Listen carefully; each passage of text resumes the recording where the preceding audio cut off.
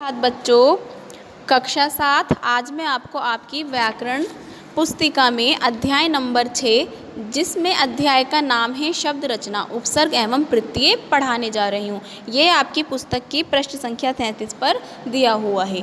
पढ़ना प्रारंभ करें। शब्द भंडार में वृद्धि के लिए नए शब्द निर्माण के लिए मूल शब्द के प्रारंभ तथा अंत में कुछ शब्दांश जोड़े जाते हैं। ये शब्दांश उपसर्ग या प्रत्यय कहलाते हैं। इनके प्रयोग से मूल शब्द के अर्थ में परिवर्तन आता है। उपसर्ग है अप, मूल शब्द मान, नया शब्द बना आपका अपमान। हम यहाँ उपसर्ग के बारे में पढ़ेंगे। उपसर्ग शब्द दो शब्दों के योग से बना है, उप प्लस सर्ग। उप अर्थात पास, सर्ग अर्थात रचना। अभिप्राय यह है कि शब्द के पास रहकर शब्द का निर्माण करना। उपसर्ग की प्रमुख विशेषता, उपसर्ग शब्द के प्रारंभ में जोड़े जाते हैं।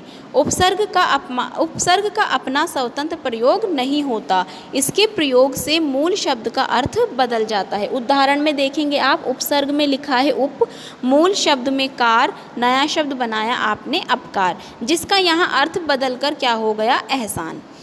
उपसर्ग में लिखा है अप, मूल शब्द है इसका मान, नया शब्द बना इसका अपमान, जिसका अर्थ है यहाँ पर तिरस्कार।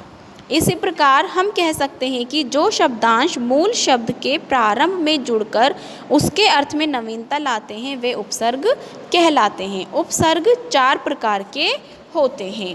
पहला देखें आप, संस्कृत के उपसर्ग। यहाँ उपसर्ग में लिखा है ए, जिसका अर्थ है नहीं, निषेध, और शब्द रचना करी है हमने अनाथ, अधर्म, अचल, अकाल। जहाँ पर अब नया उपसर्ग मिला है आपको आ, जिसका अर्थ है तक, भर, पूर्ण।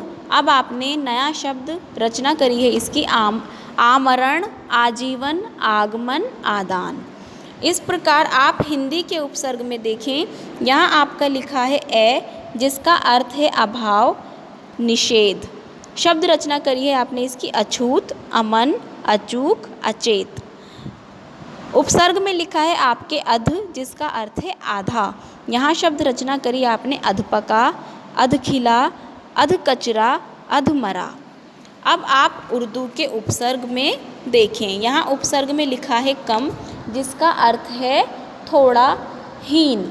शब्द रचना में लिखा आपने कम उम्र, कमज़ोर, कम समझ, कम अक्ल, कम खर्च।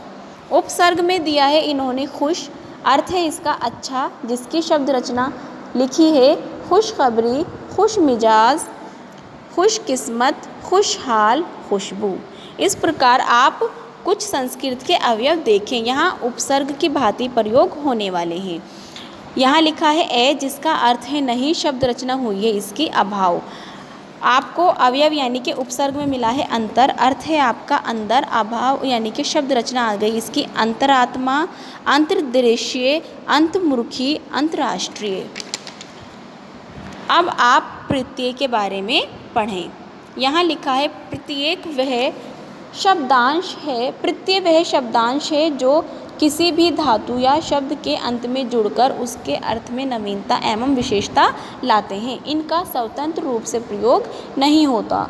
मूल शब्द में लिखा है भूल, प्रत्यय आपको जोड़ना है इसमें अक्कड़, नया शब्द बन जाएगा आपका भुलक्कड़।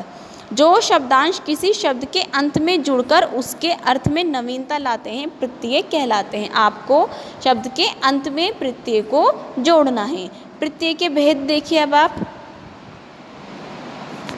कृत्य प्रत्यय, जो प्रत्यय क्रिया के धातु रूप में अंत में लगाकर नए शब्द का निर्माण करते हैं वे कृत प्रत्यय आपके कहलाते हैं। हिंदी के कृत्य प्रत्यय के उदाहरण, प्रत्यय में लिखा है आ, शब्द रचना है आपकी पढ़ा, सोचा, लिखा, मटका, पटका, झटका।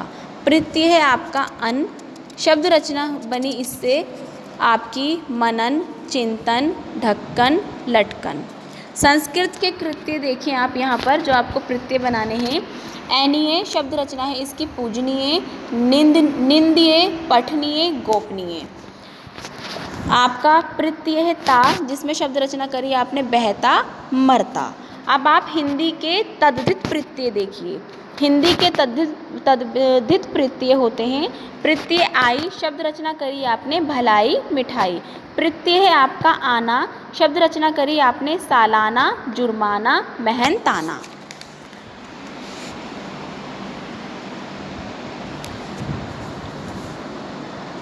शब्द संस्कृत के कृत प्रत्यय देखिए आप। इत प्रत्यय है आपका इत, शब्द रचना करी आपने कल्पित अंकित पुष्पित।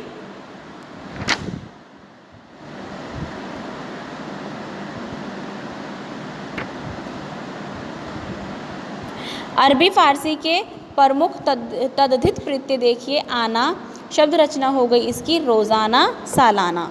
उपसर्ग और प्रत्यय का एक साथ प्रयोग करना।